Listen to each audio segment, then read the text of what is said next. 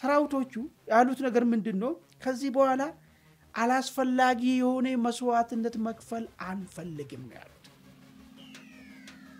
ማለት ነው መዋጋት አንፈልግም ነው ጦርነቱ ምንም ጠቀሜታ የለውም በእኛ ግምገማ ነው እዛም እዚህም ጦሩ ጥያቄ ሲያነሳ እነ ምግቤን ሲገፈተር ዞር በል ከዚህ ምናምን ብሎ እንትን ስላቸውና ምንድነው ደረገ የሆነች ወረቀት ጻፉና ከተማ ላይ እያንዳንዳችሁ ይፈልጉት የቤት መስሪያ ይፈልጉ የጤና በድን ይፈልጉት ማንኛውም ነገር ይደረጋል አለ ጦርነቱ በዋነኝነት ቅድም እንዳሉ መጀመሪያ ላይ እንዳሉት አይኛ አላስፈላጊ መስዋዕትነት አንከፍልም እንዳሉ ጦርነቱ የኤርትራ ተላላኪ መሆን ስለሆነ ለኤርትራ ተላላኪ ደግሞ ከምንኖር ባንዋጋ መኖር እንፈልጋለን እኛ መኖር እንሻለን የዚህ ጦር ባለቤት ኤርትራ ስለሆነ አንፈልግም ከምን አንፃር የተመለጨ ነገር ሊሆን ይችላል ራሱን የቻለ ጦር ተፈጥሮስ ከዛሬ ሮብ ትግራዋን ብለኝ አፍነኝ ኖረኛል እኔ ትግራዋን አይደለም እኔ መብታለኝ በሚል ነገር ሰራዊቱን ይዞ ሄዶ ቲፒኤፍ ይዞ የገባበት ይላል አሁን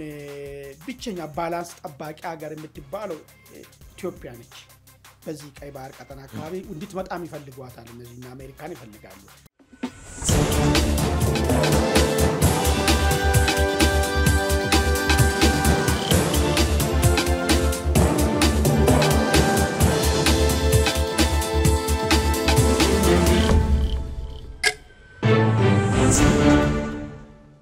ብሩታዊ ሰላምታችን በያላችሁበት የዓለም ዳርቻ ይድረሳችሁ ተወደዳችሁ የአንድ አፍታ ቤተሰቦች ከአንድ አፍታ ወደ እናንተ የሚደርሰው የአንድ አፍታ ኢንሳይድ ዝግጅታችን ተጀምሯል አማኑኤል መንግስቱና ዘሩባቤል አለማየሁን ወቅታዊ ጉዳዮች ላይ እናተኩራለን ከሰሞኑ ኤርትራ ድንበር አካባቢ ላይ ያለው የትግራይ ወታደሮች ወይም የቲዲኤፍ አባላት አምጸዋል ያመጹ ታጣቂዎችም እንዲታሰሩ ከህወሓት ትዕዛዝ መውጣቱን ተሰምቷል ከዚህ በተጨማሪም ኢትዮጵያ ትግስት የገደብ አለው ስትል ለኤርትራ የመጨረሻ ማስጠንቀቂያ ሰጥታለች ይህ የኢትዮጵያ ማስጠንቀቂያ የተሰማው ደግሞ በርካታ የኢራን ሰራሽ ድሮኖች አስመራ መታጠቋን የሚገልጹ መረጃዎች በወጡበት አጋጣሚ ነው ይህን ተከትሎ እንግዲህ በርካታ ያሉ ቀጠናዊ ጉዳዮች እየተነሱ ነው እንቃኛለን እንደተለመደው ሐሳብ አስተያየታችሁን እየሰጣችሁን አብራችሁ ቆዩ አማን እንኳን ደህና ቆየን ዘሩ በዚህ ሳምንት በርካታ ያሉ ጉዳዮች የተነሱበት የተሰሙበት ሳምንት ነው በአማራ ክልል እንደ ጎጃም አካባቢ እንደዚሁም ደግሞ በትግራይ ክልል በመሃል ሀገር እንደዚሁም ደግሞ ኢትዮጵያን የተመለከቱ አዳዲስ መረጃዎች በስፋት እየወጡበት ሳምንት ነው ለዚህ ዝግጅት ግን የመረጥናቸው ሁለት አጀንዳዎች ናቸው እነሱም ደግሞ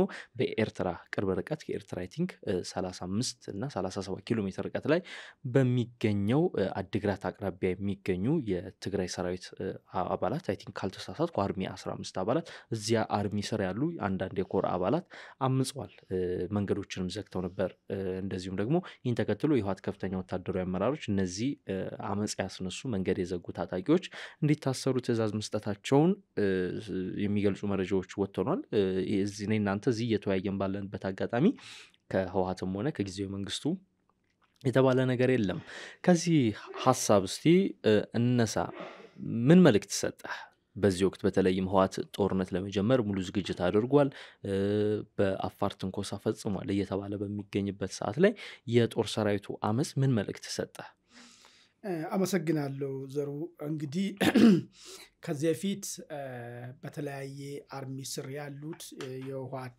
ሰራዊቶች አመጽ ሲያነሱ በተለያየ መንገድ ስተረተን ነበር አንዳንድ ወገኖች አመጹ ሆን ተብሎ በጀነራሎች የተቀነባበረ ነው እንጂ ምንም ውስጣዊ ነገር የለውም የሚል ነገር የሚያነሱ ነበር ሌሎች ደግሞ ሰራዊቱ ራሱ ህወሓት በሚያደርገው ነገር ደስተኛ አይደለም ቀጣይ ለጦርነት ዝግጅት የሚደረገው ነገር ላይም ፍላጎት የለውም ስለዚህ ይሄ ትልቅ አደጋ ነው ለህወሓት በመሪዎች የማይታዘዝን ጦር ይዞ ወደ ጦርነት ለመግባት መንደርደሩ ራስን እንደማጥፋት ነው የሚታየው የሚል ትንተናዎችም ሲቀርቡ ነበር ያሞኔይ ሰራዊቱን አመጽ ለግዚያዊ አስታግሶ ዳግም እንዳይነሳም ጥያቄ ምንም እልባት ያላገኘ ስለሆነ ቶሎ ብለን ሐሳብም ለማስቀየርም ሰራዊቱም እንዳይበታተን በሚል ነገር በአፋር በኩል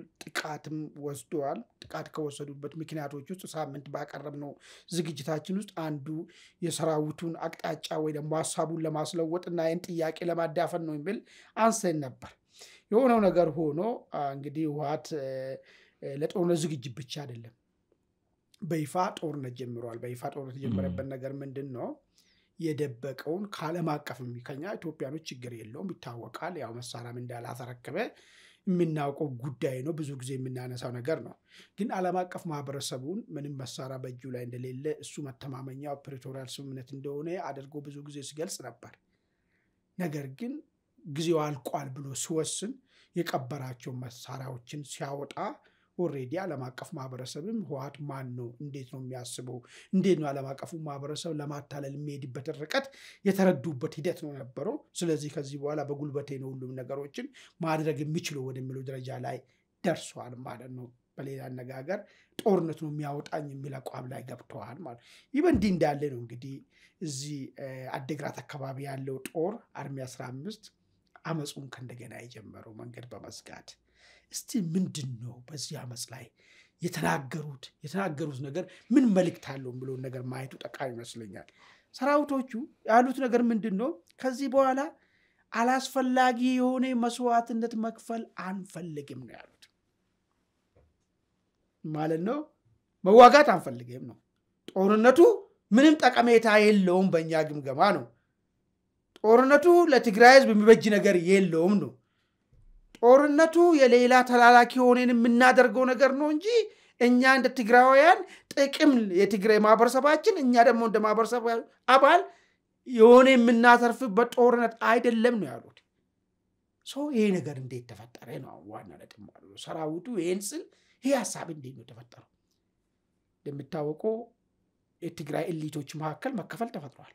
አንደኛው ወገን የለም ከዚህ በኋላ የምናደርገው ጦርነት ሁሉ ምንም ጥቅም የሚያመጣ ጦርነት አይደለም፣ የባሰ ጉዳት መጨመር ነው እንጂ አላስፈላጊ መስዋዕትነት መክፈል ነው እንጂ ጠቀሜታ ያለው ነገር የለውም የሚል ትንተናን ነው ያስቀመጡ።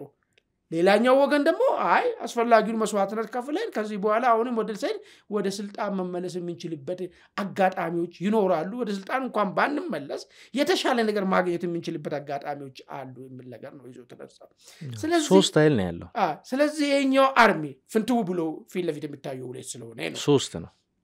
አንደኛው እና ጌታቸው ረዳ ደግሞ ከፌደራል መንግስቱ ጋር ሆነን ያዋጣናል የሚሉትን ያዙበት ነገር እሱ እኮ ነው ከፌደራል መንግስት ጋር ካውኔ እኮ ትንተና ልዩነት የተፈጠሩት። አይ በዚህ ጦርነት ብንሄድ ይሻላል ወይስ ባንሄድ ይሻላል የሚለው ነገር ከዛ በኋላ አይ መሄድ አለብን ብሎ ያሰበው አካል ኤርትራ ጋር ሄዶ ተገረደ። አይ ይሄ መንገድ አዋጣንም ያለ ደግሞ ከፌደራል መንግስት ጋር አሁን ሶስተኛው ደግሞ ከሁለቱም አያዋጣም የሚለው ወገን ነው። ቪዚብል ነው ብዙ ኢንቪዚብል ስለሆነ አሉ ግን ለሶስት ስለዛ ነው መጠረቀስም ያልፈለኩት።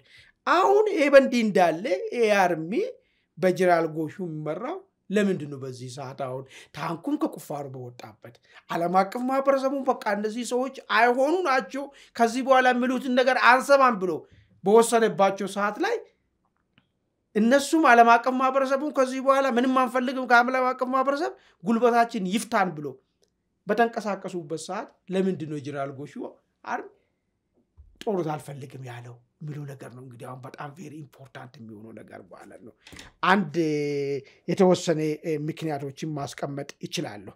የመጀመሪያው ጦርነቱ በዋነኝነት ቅድም እንዳሉ መግቢያ ላይ እንዳሉት እኛ አላስፈላጊ መስዋዕትነት አንከፍልም እንዳሉት ጦርነቱ የኤርትራ ተላላኪ መሆን ስለሆነ ለኤርትራ ተላላኪ ደግሞ ከምንሆን ባንዋጋ መኖር እንፈልጋለን፣ እኛ መኖር እንሻለን፣ የዚህ ጦር ባለቤት ኤርትራ ስለሆነ አንፈልግም ከሚል አንጻር የተመነጨ ነገር ሊሆን ይችላል። ሁለተኛና በጣም ወሳኙ ነገር ግን አሁንም የነ ጀነራል ጻድቃን የነ ጌታቸው ሰይል በሰራዊቱ ውስጥ እንዳለ የሚያመላክት ነገር ነው ማለት። እኚህ ሰውዬ ከዚህ ቤት ተጋይቶ ወጥቶ በድርድር የተመለሱ ሰው ናቸው፣ ጊዜ የገዙ ሰው ናቸው። ወሳኝ ሰዓት ላይ ደርሶ ዞር በሉ ይሄ ማለት የነጌታቸው ሰይል አሁንም ጦርነቱ የህወሓት እንትና ኃይል ውስጥ እየተንቀሳቀሰና መልሶ ነገሮች ሲመጡ የማበላሸት ሂደቶችን እየሰራ መሆኑን ነው። በሶስተኛ ደረጃ ሊነሳ የሚችለው ነገር ምንድነው? በሁለቱ መካከል የተፈጠረው ሂደት ምናልባት ወደ ቲፒኤፍ ፍላጎት ያላቸው ኃይሎች በእነዚህ ሰዎች ውስጥ ያሉ ወይ ደግሞ የቲፒኤልኤፍ ኃይሎችን ለመቀላቀልም ፍላጎትም ከመሻት አንጻር የመነጨ ነገር ሊሆን ይችላል ማለት ነው። ኦኬ ምን ሊፈጠር ይችላል ታዲያ? እነዚህ ሰዎች አንዋጋም ብለዋል። አንዋጋም ስላሉ ምንድነው ሊመጣ የሚችለው የሚለው ነገር ነው በጣም ወሳኝ የሚሆነው ነገር። አንደኛ ቅድም አንተ ያነሳው ነገር አለ። ዲሲፕሊን እርምጃ ነው የሚወሰድባቸው። ህወሓት ዝም ብሎ እንትን የሚላቸው ነገር የለውም፣ ይወስዳል። አንዋጋም፣ መዋጋ መስዋዕትነት መክፈልም አንፈልግም ያሉትን ሰብስቦ እርምጃ ሊወስድባቸው ይችላል። ይሄ አንደኛው ነጥብ ነው። ነገር ግን ሁለተኛው ግን በጣም ወሳኙ ነገር ሊሆን የሚችለው ነገር ምንድን ነው? ልክ ባለፈ እንዳደረጉት እዛም እዚህም ጦሩ ጥያቄ ሲያነሳ እነ ምግቤን ሲገፈተር ዞር በል ከዚህ ምናምን ብሎ እንትን ስላቸው ምናምን ምንድን ነው ያደረገው? የሆነች ወረቀት ጻፉና ከተማ ላይ እያንዳንዳችሁ የሚፈልጉትን የቤት መስሪያ፣ የሚፈልጉ የጤና መድን፣ የሚፈልጉት ማንኛውም ነገር ይደረጋል አለ። ሪሊ እሱን የትግራይ አሁን ባለው ሪሶርስ ስለዛ ሰራዊት ይህን ነገር ማድረግ ይችላል ወይ ብለን ካየን አይችልም።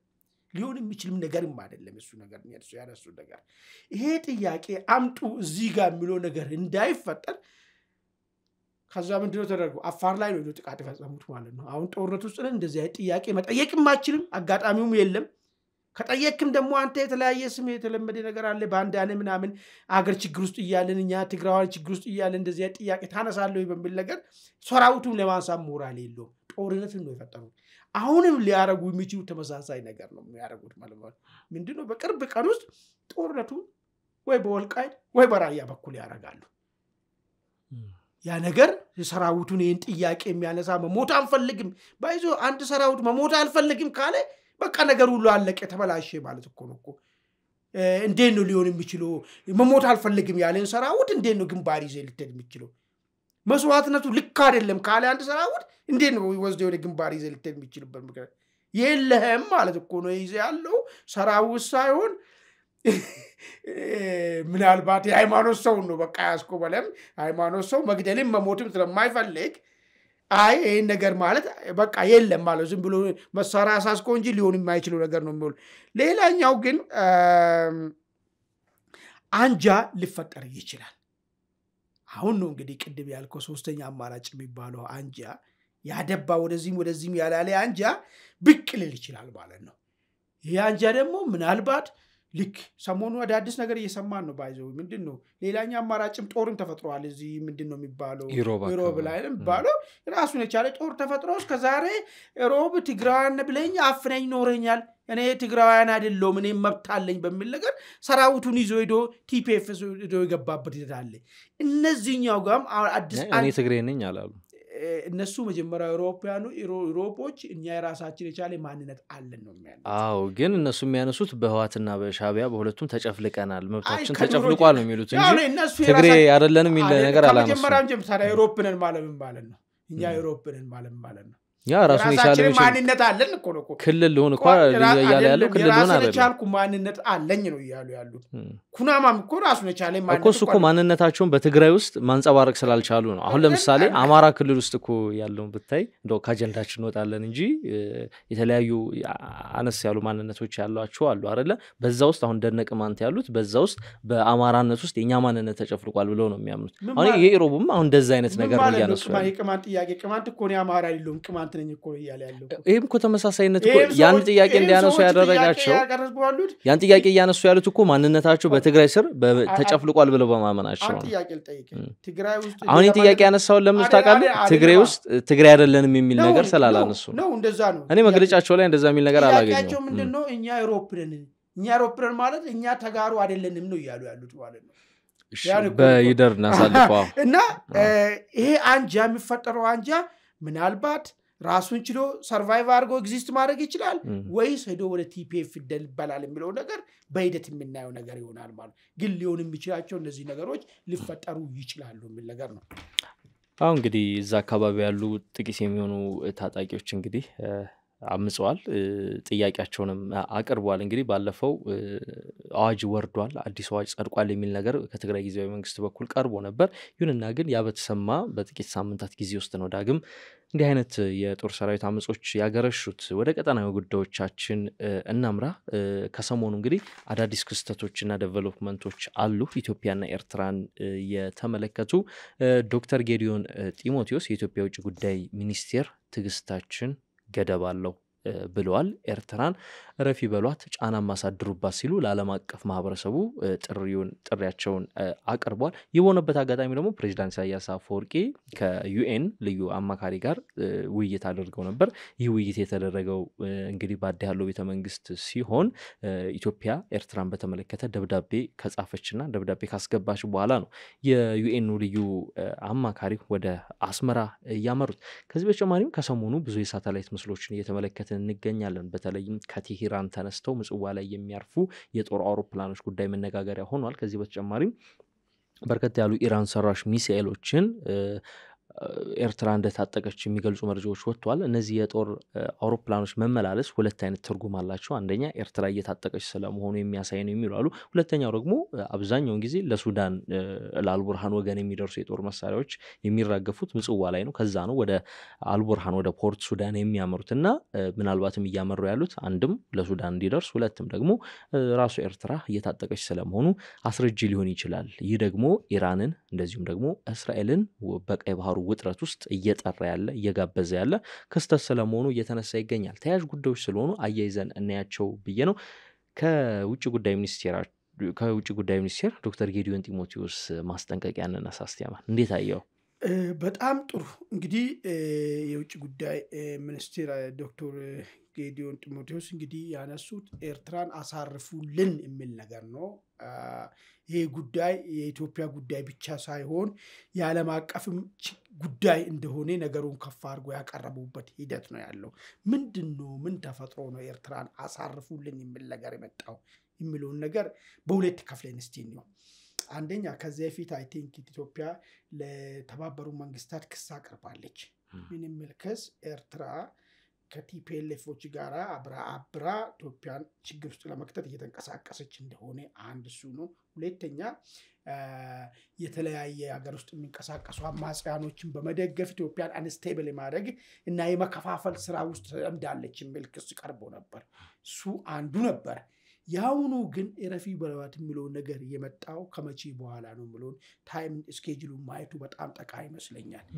ይሄኛው መተፈጠረው አሁን ቴህራን የተጣለባትን የአሜሪካ ማዕቀብን ጥሳ ከባባድ ትላልቅ አውሮፕላኖች ናቸው እነዚህ ከባባድ መሳሪያዎችን የጦር መሳሪያዎችን ሊጭኑ የሚችሉ ኃይሎች መጥቶ ምጽዋ ላይ ላንድ ካረጉና ካራገፉ በኋላ ሌላም የቤላሩስን መጥቷል።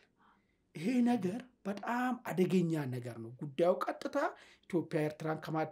ኤርትራ ኢትዮጵያን ለማተራመስ ከምታደርገው እንቅስቃሴም የከፋ ነገር ሂደት አለው ነው።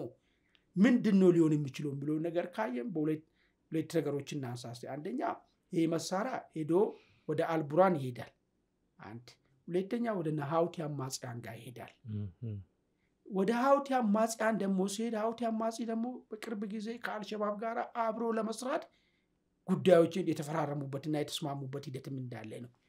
ይሄ ከላአውቲ የሚሰጠው ድሮንም ይሁን ማንኛውንም መሳሪያ በእጅ አዙር ሄዶ ወደ አልሸባብ እጅ ላይ የሚገባበት ሁኔታ ይፈጠራል። ለአልሸባብ ደግሞ በዚህ ቀጠና ላይ ነምበር 1 ጠላት ብሎ ከሚያስቀምጠው ውስጥ እንደ ስቴት ኢትዮጵያ ነው። ይሄ አልሸባብ ድሮንም መታጠቁ ደግሞ ስጋቱ ኢትዮጵያ ጋር ብቻ አይደለም ቀርቦ ቆሞ ማለት ነው።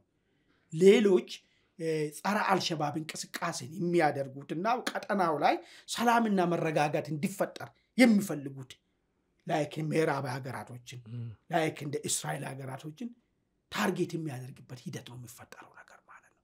ስለዚህ ጉዳዩ የከፋ ነገር እየመጣ ነው ያለው እዚህ አካባቢ ኤርትራ ከኢራን ጋር አሁን ያደረገች ያለችው ነገር ይሄ ቀጥታ ከኢትዮጵያ ጋር ብቻ የሚገናኝ ሳይሆን ቀጠናውን ወደ ማተረማመስ የሚገባ ጉዳይ ስለሆነ ረፊ በሏት አሳርፈዋት የሚል ነገር ነው። ካልሆነ ግን ትግስታችን ይሄ መጨረሻ ነው። የሰርቫይቫል ጉዳይ ስለሆነ በኋላ ራሳቸውን ካደራጁ በኋላ ምን ሊፈጠር ይችላል? በጣም አደገኛ ነገሮች አሉ። እነዚህ አውቲዎች እየመረጡ መርከቦችን እየመረጡ በሚያውለበልቡ ባንዲራ ማለት ነው። ለምሳሌ እስራኤል መርከብ በዚህ በቀይ ባህር በኩል ማለፍ የማይችልበት ደረጃ ላይ ደርሷል። ነገ ኢትዮጵያ መርከብ ማለፍ የሚችልበት ደረጃ ላይ ደርሷል። ይሄን እንኳን ኮንቮይ እንዳታረጉ ፓትሮል የምናደርግበት እኛ ቤዝ የለንም ቀይ ባህር ላይ ማለት ነው። ስለዚህ ምንም አይነት ኢትዮጵያ አደጋ ውስጥ የሚገባበት ሁኔታ ውስጥ ሊፈጠር ይችላል። ከውስጥ የሚወጡትም የሚገቡትንም መርከቦች ያደነ የሚያጠቃ ከሆነ ማለት ነው።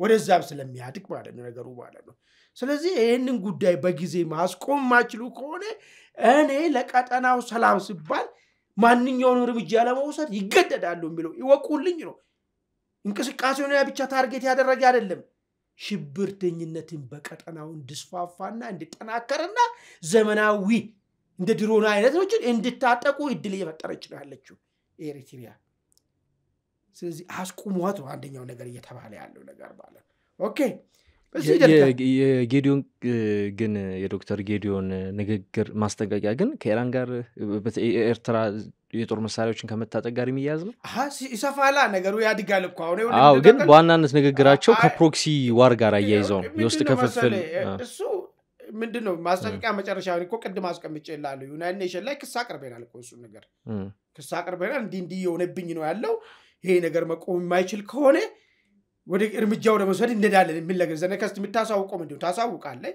ሁለተኛ ከዛ በኋላ ወደ እንትን ትሄዳለህ ነገር ግን አሁን ትልቁ አግሪቬት ያደረገ ጉዳዩን እንዲባባስ ያደረገው ትሪገር ፋክተር ሆኖ መጣ ምንድነው በዚህ ቦታ ላይ ይሄ ነገር መውረዱ ነው ይሄ ነገር መውረዱ ደግሞ ቀጣዩን ስታሳድግ ስታዩ የኢትዮጵያ ጉዳይ ብቻ ባይዞ ሰሞኑን አንድ ሚዲያ ላይ ያየሁት የኢትዮጵያ አምባሳደር በእስራኤል የሆነ አንድ ውጭ ሚዲያ ላይ ቀርቦ ይሄንን ጉዳይ በደንብ አርጎ አርቲኩሌት አርጎ አቅርቧል የሚገርም ነገር ምንድነው እየተፈጠረ ያለው ወዴት ነው ያመራ ያለው ነገሩ ብለው ነገር ያቀርቡ ነው ያሉት ሁለተኛ ነገር ባይዘው ምንድነው ኢራናው ለምሳሌ ብትመጣ እዚህ ጋር መሳሪያ ብቻ አራግፋ ነው የምትሄደው ወይስ ምንድነው የምትፈጥረው የሚለው ነገር ነው ማሰብ ያለበት አንደኛ ኢራን ራሷ ለውክልና ጦርነት ያመቻቸች ነው አለችው መሳሪያዎችን ታቀርባለች እና ሃውቲ የሷን ጦርነት በውክልና እንዲዋጉላት ነው አንደኛው ነገር እያደረገች ያለችው ሁለተኛው ነገር ይሄንን ስላደረገች ኤርትራ ምንድነው ቤኔፊት የምታገኘው ነው እንደኛ ማዕቀብ ጥሳ ነው ወደ ራሱ ሀገር እንዲመጣ እየፈቀደች ያለችው ማለት ነው አሜሪካ ጣለችው እንትላይ ማዕቀቡን ጥሳ ነው ይሄን ነገር እየተቀበለች ማዕቀቡን ጥሳ ስትቀበል ይሄን ነገር ምንድነው ኤርትራ በዚህ ሂደት ውስጥ የምታተርፎ የምታገኘው ካል እንደ ድሮን ጸረ ድሮን የመታጠቅ እድሎች ይኖራታል ማለት ነው የኢራንስ ፍላጎት ለአውቲ መሳሪያ ማቅረብ ብቻ ነው ወይስ ቀይ ባህር ላይ ቤዝ ያስፈልጋታል እሱን ነው የምትፈልገው ነገሩ ትልቁ ብንል ቤዝን ነው እሷ እዚህ አካባቢ ላይ የምትፈልገው ነገር ማለት ቤዝን ከፈለገች ደግሞ የና አሜሪካ ፍላጎት እዚህ አካባቢ ምንድነው ብለው ነገር ነው አሜሪካ ትልቁ ነገር የሴኩሪቲ ጉዳይ አሳስባታል የቀይ ባህርን ያለው አካባቢ ሰላማዊ የንግድ እንቅስቃሴ እንዲሆን ትፈልጋለች የዓለማችን ከ10 እስከ 12% የሚሆነው ነዳጅ እዚህ አካባቢ ላይ ነው የሚንቀሳቀሰው ንግድ እዚህ አካባቢ ነው የሚንቀሳቀሰው ይሄ አንዴ ከታወቀ ነዳጅ ዋጋ በጣም ቶፕ ይወጣል ይሄ ጎዳታ ላይ ነገርም እንዳይፈጠር ትፈልጋለች ሌላኛው ነገር ተፎካካሪ አገራቶች እነ ራሺያ እነ ቻይና እነ ኢራን እዚህ አካባቢ ቤዝ እንዲኖራቸው አትፈልግም አሜሪካ ለምን የሷ አስፈላጊነት የቀነሰ ነው የሚሄደው ማለት ነው ለዚህ ሲባል የኢራን ወደዚህ አካባቢ ከኤርትራ ጋር መጣበቅ ወደንም ጠላንም በቀጥታም ሆነ በተዘዋዋሪ የሷ ጠላት ነው የሚሆነው ማለት ነው ኦኬ ኢትዮጵያና ኤርትራ በቀይ ባህር ጉዳይ ላይ ውዝግብ ውስጥ ነው ያሉት ግብጽ በወዶ ዘማችነት ግንባር ቀደመውና ማንኛውም ነገርሽን ይከላከልልሻለሁ አብሬሽውናለሁ እያለች ነው ሰሞኑን ደግሞ ግብጽና ሳውዲ አረቢያ ደግሞ ቀዩን ጦር ልምድም እያደረጉ ነው ያሉት አሁን ነው እንግዲህ በጣም ወሳኙ ነገር ኤርትራ በአንድ በኩል ከኢራን ጋር ትጓዛለች ኢራንና ሳውዲ አረቢያ ደግሞ ተቃራኒ ናቸው እና ሳውዲ አረቢያ እና ግብጽ እና አሜሪካን አላይ ናቸው አሁን እንዴት ሆና ነው ኤርትራ በአንድ ጊዜ በዚህ በኩል በግብጽና በሳውዲ ጋር የና አሜሪካኖችን ናሽናል ኢንተረስት አብረን እናስከብራለን ከሚሉት ሀገር ጋራ በዚህ በኩል ደግሞ አይ ከነዚህ ጋር ተቃዋሚ ከሆነችው ከኢራን ጋር አንድ መሰለፍ ትችላለች የሚለው ጥያቄ ነው የሚያነሳው ነገር ባለ ግን እኮ እሱ ላይ እንደው ጥያቄ ለማንሳት ያላማን አሁን የመኑ ጦርነት ጊዜ አሁን ዩኤኢ እና ሳውዲ አረቢያ በተለያዩ ሀገራት ላይ የተለያየ ወገን እንደግፈው ሲዋጉ እንደነበር እናስታውሳለን በየመኑ ግን በአንድ ጎራ ሲሰለፉም ደግሞ አይተናቸዋልና ምናልባትም ከዚህ አኳያስ ሊታይ አይችልም አሁን ኤርትራ ከሳውዲም ከኢራንም ጋር መስራታቸው ሊታይ ይችላል ግን ምንድነው መሰለኝ እዚህ ጋር ማለት ነው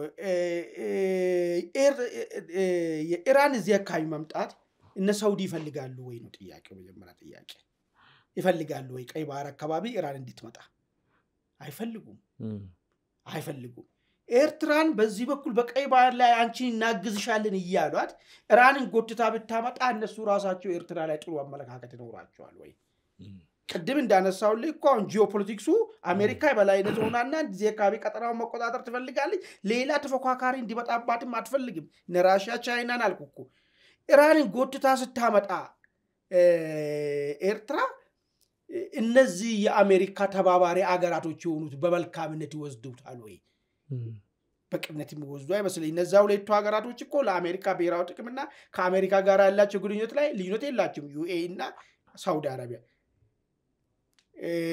ለዛም ነው ሃውቲ ላይ ሄደው እኩል የዘመቱት በሌላ ጉዳይ ግን ሊለያዩ ይችላሉ አሁን የኛው ከአሜሪካ አንፃር ብንወስደውና እዚህ ቀጠናው ከቀይ ባህር አቋም ላይ ባላቸው ሀገራቶች ያላቸው አቋም ላይ ብናይ ኮምፕሊትሊ የተለየ ነገር ነው የሚሆነው ማለት ስለዚህ ኤርትራ ሁለት ምርጫ ነው ያላት ማለት ነው አንደኛው አቁማ ሁሉንም ነገር ከነ ግብጽና ሳውዲ ጋራ ተከትላ የኢትዮጵያን ወደ ቀይ ባህር መብጣቱን ነገር እንዲቀር እንዲደናቀፍ ማንኛውንም ይገዛ ማግኘት አንዱ አማራጭ ነው አይ ሁለተኛው አማራጩ ደግሞ የሚሆነው እነ ግብጽንም ኢራንንም ትታ እነ ግብጽንም እነ ሳውዲንም ትታ ከኢራን ጋር ተሰልፋ አስፈላጊውን ከሽብርተኛ ኃይሎች ጋራ ይገዛ ያደረገች እንቅስቃሴው መቀጠል ነው የሚሆነው ማለት ነው የትኛው ነው ምርጫ እንጂ ሁለቱ ቦታ ማጣቀስ የሚቻልበት አጋጣሚ ይኖር አይችልም ምናልባትም ሳውዲም ከእስራኤል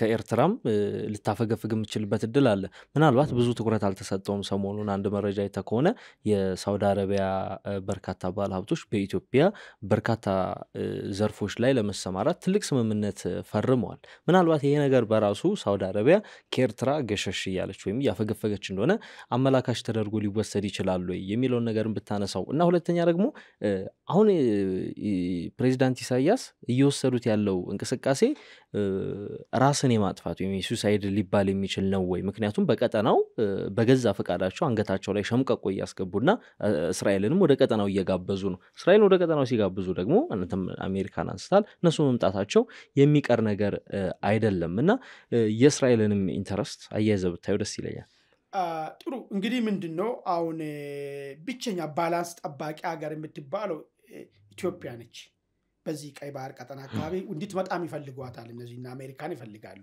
አሁን በምን መንገድ ትምጣ ነው አሁን ጥያቄው ነው ነገር ማለት ነው እና አሜሪካኖች ሰላማዊ በሆነና ልክ በሶማሌላንድ በኩል የተጀመረው ከኤርትራ ጋር ማሁን የተገባውን እንትኑን ትቶ በሰላማዊ መንገድ ወደዚህ ቀጠና ብትመጣ የነሱ ፍላጎታቸው ነው ኦኬ በሰላማዊ መንገድ መምጣት የሚቻልበት በር ከተዘጋ ቀጠናው ደግሞ አሁን ባለው የኢራን በዚህ ቀጠና አካባቢ መጥቶ የሽብርተኞችን ባክ ማድረግና እንደፈለጉ ትርምስ የሚፈጥሩና ጸረ እስራኤልና ጸረ ምዕራባውያን የሆኑ ኃይሎች እንደፈለጉ ያበጡ እንዲሄዱ የሚሄዱበት ሁኔታ ከተፈጠረ ይሄንን ሐሳባቸውን አሜሪካኖች አይቀይሩም ወይ ብሎ ማየቱም በጣም ጠቃሚ ነው ሎክ አሁን ባለው ነገር የኛን ወደ ቀይ ባህር መውጣት ይደግፋሉ ነገር ግን በሰላማዊ መንገድ ነው መሆን ያለበት በድርድር ነው መሆን ያለበት በሰጥቶ መቀበል ነው መሆን ያለበት ምን ነገር ነው እነሱ ያላቸው ለምን አንድ ትርምስ ከመጣ ብዙ ችግር ይፈጠራል ቀጠናው ቅድም እንዳልኩ እነሱ የሰክሪቲ ጉዳይ ያሳስባቸዋል እነሱ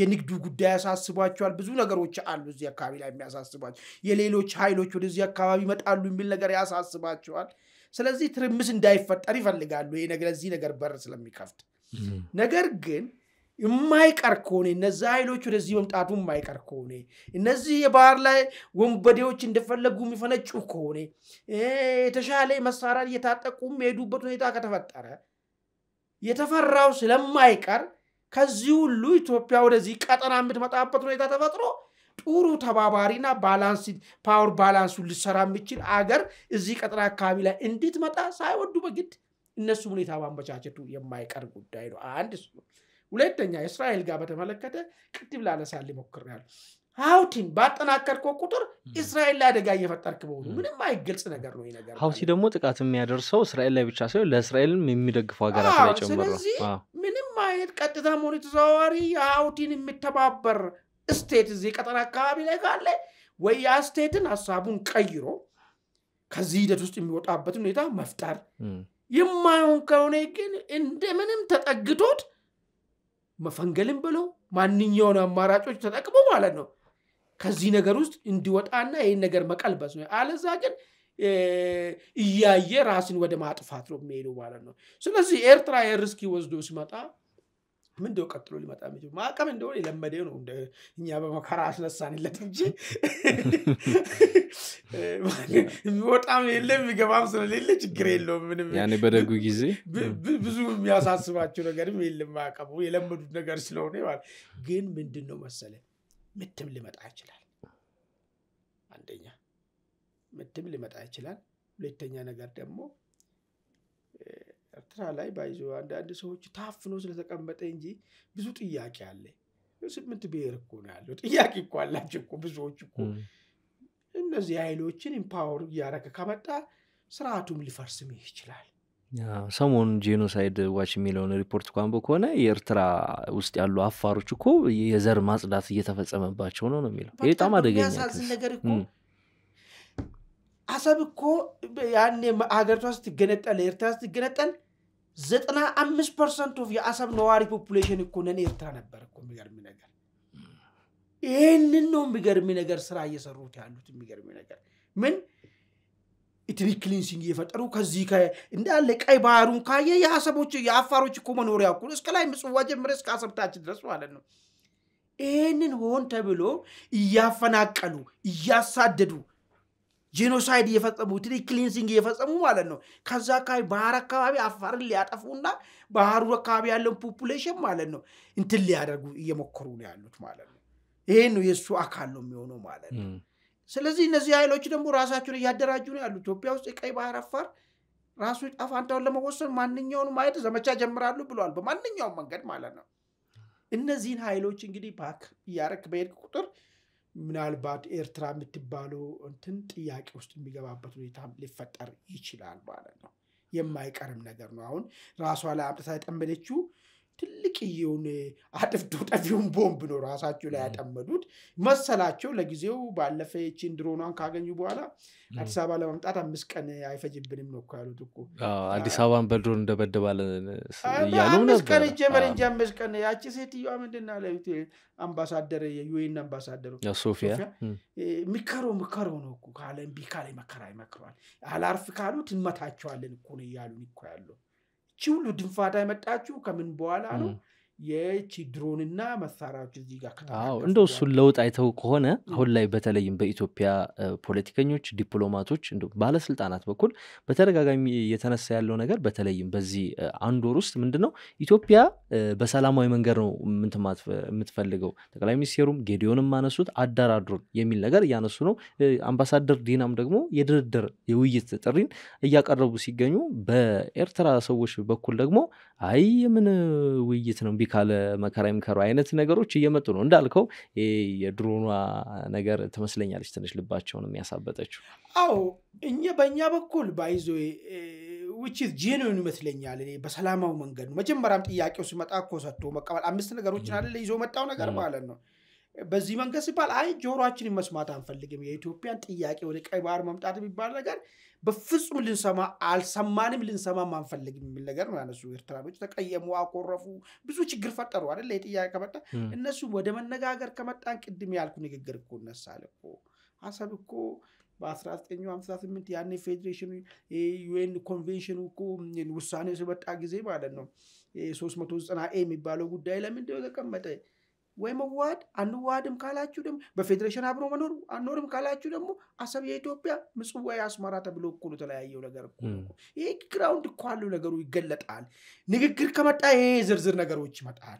ሁለተኛ አሰብ እንዴት ነው ሄደው 95% ነዋሪ እኮ ኤርትራዊ አይደለም በምን ሐሳብ ነው ሄደው ብለስታ የወረራ መሆኑን ነው አሁን ንግግር ውስጥ ለዛው ንግግርም የማይፈልጉ ነገር ግን እቺን ድሮን ከታጠቁ በኋላና ቲፒኤልኤፍ በዚህ በኩል ትንሽ ከተኮሰ በኋላ አዲስ ንግግር ጀመሩ። ይለይልናል እኔ ከመጣንማ በ5 ቀን ውስጥ አዲስ አበባ እንደርሳለን አሉ። በጣም አስገራሚ መሳቅ ነው አስገራሚ ነገር ነው። እንደውም ትንሽ ኃላፊነት የሚሰማቸው ንግግሮች አሁን ላይ እየሰማን ያለነው ከአዲስ አበባ በኩል እንጂ ከአስመራ በኩል በጣም የሚያስደነግጡ እንደውም ከአንዳንድ ባለስልጣናት ጭምር የማጠብቃቸው በዘለፋና በስድብ በፈሊጥ የታጀቡ በጣም አስገራሚ ነገሮች ናቸው የተነሱ ያሉት። ለማንኛውም ቃኛ ናቸው ቴሄራን ቴል አቪቭን ጭምር ወደ ቀጠናው እየተጋበዙ ስለመሆኑ ሰሞነኛውን የፕሬዝዳንት ኢሳያስ አፈወርቂ ወይም የሻዕቢያን ራስን የማጥፋት አካሄድ ቃኝተናል። የጦሩን አመጽም እንደዚሁ የዛሬውን ዝግጅት እዚህ ላይ እንቋጫለን። የተወደዳችሁ ቤተሰቦቻችን እንግዲህ የዛሬው ዝግጅታችን ይህን ይመስል ነበር። አብራችሁን ስለቆያችሁ እጅግ አድርገን ነው የምናመሰግነው። መልካም ቆይታ።